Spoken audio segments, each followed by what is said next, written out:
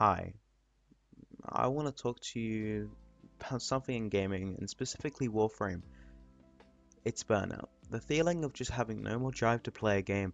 It happens to all of us. Hell, in the last season of Destiny 2, I got to tier 100 within 30 days. Without bounty farming, I played that much.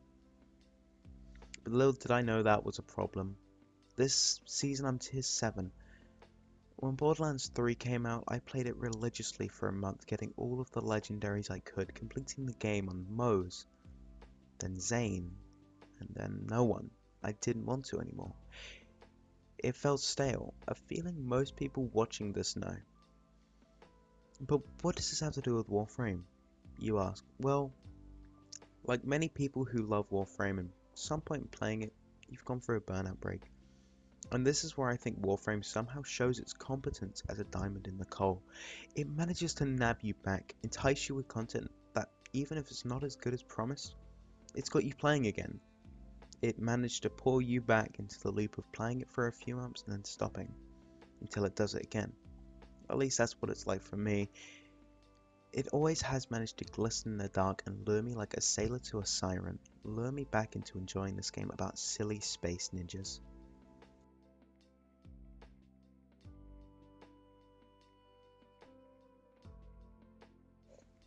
I think a reason for why Warframe manages to keep the player invested into it, even when they're not playing, is through the concept of what it really is about. And I'm sure I sound like a broken record with less than 50 subscribers right now, but the feeling of being a cool space ninja can't help but make the game enjoyable. And that's all it takes to keep you playing, a small amount of dopamine and a small amount of pleasure. That's exactly what got me into Warframe. I remember at the time I started playing around in early 2016, shortly after the release of the second Dream Quest on my brand new Xbox One. And man, did it feel good to use Vaults 1 for the first time. Getting Rhino felt so exciting. Leveling up Vault to level 30 is something I'm never gonna forget. Vault to this day is one of my favorite Warframes and one of my favorite pieces of fiction, and that got me hooked on the game. Not long after, I managed to get my first Prime Warframe, Nyx Prime, and looking back at it, it wasn't really a big deal, but to me, this white and golden machine of telekinetic power was elusive to me. Why was this Nyx so different? And then I did the second dream, and I was blown away. The Orokin, the Sentience, let's not forget the Stalker, the child revealed to be in control of the Warframes, the Tenno. They were kids. All this did was kindle the flame that was my love for Warframe. I spent all of my time, well, not all of it, but most of my time in 2017 on holiday in the bistro, because that was the only place with good internet. Just so I could watch all of the Warframe videos my tiny little phone at the time could possibly watch, and I thought nothing would change.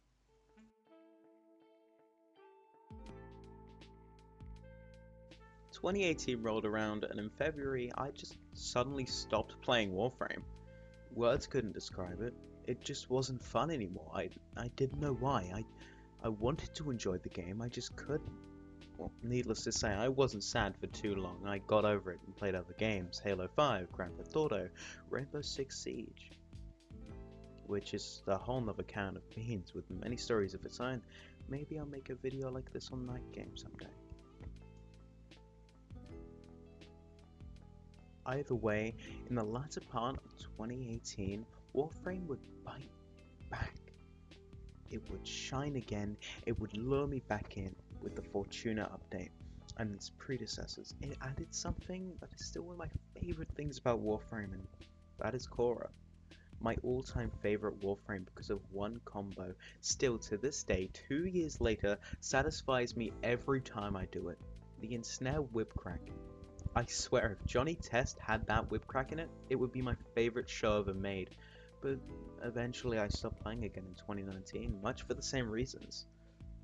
I had no outlet for showing how much I loved this game. I had no one to talk to about it, nothing, so I just stopped. There was no reason to play it if I didn't play it with anyone. that philosophy has stuck with me since then for the most part. I very much now like playing with friends more than playing on my own. It never seems to bore me.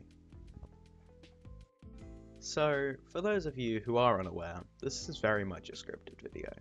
These are stories coming from the heart, and I needed time to think about them and remember them clearly. But this part isn't as scripted.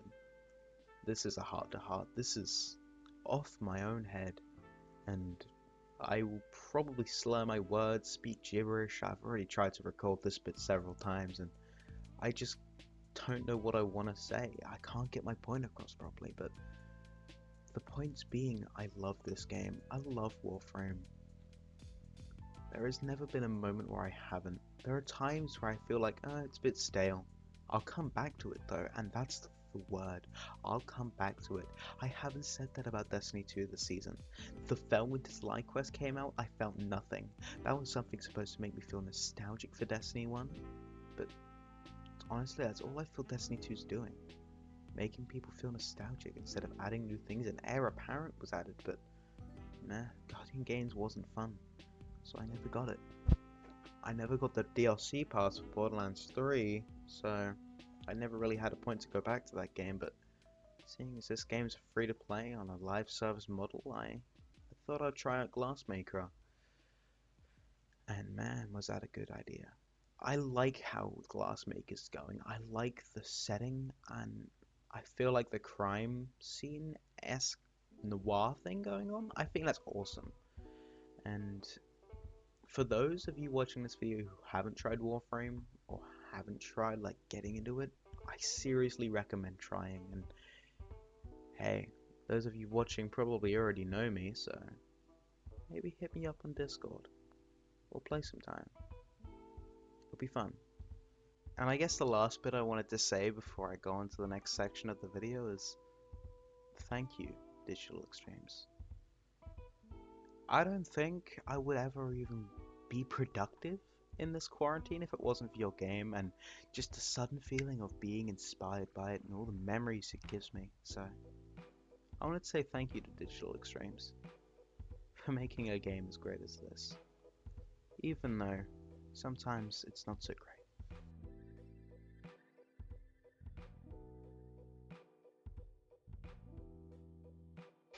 Of course, this game isn't perfect. In fact, it's far from it, and some of its worst parts are quite prevalent. And I think it's one that everyone knows. Challenge. The game isn't challenging. On PC, I am only Mastery Rank 5. With I haven't even looked all of the star chart, I only have a cracked Intensify. But the game's lack of challenge is already there, and I really think there is nothing else DE can do other than like the hard mode they're making, which is a great idea, and it's a good place for Warframe to go for challenge and things like that. But what they need to do, which also they're doing, I'm pretty sure, is reworking some of the bosses. I know they're reworking Jackal, but a boss that I have a personal problem with, like not being reworked and ignored, is Mars's boss, Sergeant, which is literally a crewman with a different name. And before I'd be like, oh, but he's a red crewman, that's kind of special. But now with the new Jupiter tile set, there are more red crewmen. So he's not actually special, he's just a crewman with a different name that's used to unlock a different planet. And he's not the only boss you have to kill. You have to kill Lead Krill as well, which is one of the better bosses in the game. It's really disappointing. And the second problem that with the game, in my opinion, is when it's always going to be there, and I don't think I can call it a problem. I think I have to call it more of a gripe, and it's some of the requirements to the junctions. I think some of them are bad. I think telling the player how to unlock Natar, which should be more of a discovery by the player, as it's like, it's this new thing. I want to scan it. The sentient is like this thing. The Oculus is like this thing. It's like, wow, I want to scan this, and then you unlock Natar. Furthermore, the tile leads directly into the second dream, and in order to get the second dream, you need to do the Uranus junction. I think that's bullshit, in my opinion. I don't think that should be it, but I'm probably in the wrong thinking that. I think as soon as you do the tile, you should get second dream. You should be allowed to go directly into it. but I understand why the junction is there. I understand that the junctions are there to encourage the player to actually explore the tile sets that Dehe have worked on, and I do think that's a good idea, but some of the objectives, like get all free caches in a sabotage mission, is a bit annoying. That's just my opinion, but I think junctions as a whole is a pretty good idea of just making people not blast through the star chart as much as I would like to do that, like I did back in, 2016, 2017. But I think there shouldn't be, like, a grindy prerequisite. There shouldn't be junctions blocking Natar, Second Dream, War Within, and Excalibur Umbra. That's just my opinion. But that's what I have a problem with the game. That's my only really big problem.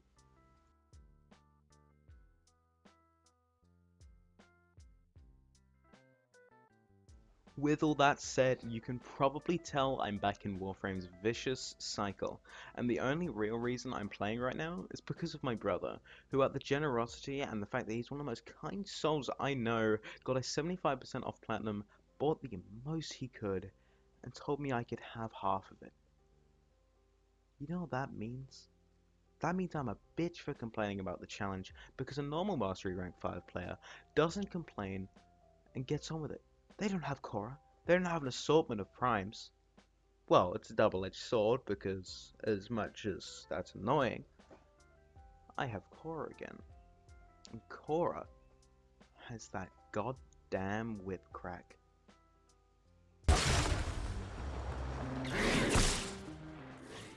I swear, that whip crack is the only reason why I play this game. I digress. I started this channel in 2016, which means my channel is nearly half a decade old, and I have done nothing. Despite telling myself I would make a video on Warframe, I would start playing Warframe again, I would make Warframe content, I'll be on YouTube, that'll be fun. I never did, because I didn't have the means to do it. I had nil but an Xbox One when I wanted to make content for it, but now I'm back in Warframe's loop, and I have no excuses. So, what does that mean? This video has managed to segue itself over to a channel update that, honestly, I don't think my 10-ish, 13 I think, subscribers asked for. But if I want to invest myself in content creation, I'm gonna have to make a schedule, and I'm hoping to upload every Friday or Saturday, and content will probably be whatever the fuck I spit out. I'm gonna do more Warframe videos. I'm excited about the new Warframe update coming out next month. I'm definitely saving my Platinum for Pro tier. I'll be making a first impressions video, and that's gonna be it. I'm starting my YouTube journey here on Warframe with you guys. Thank you for watching. This has been an absolute blast to record. Please subscribe, like, turn notifications on, or just check in every weekend for a new video. I wish you all farewell. See you next time.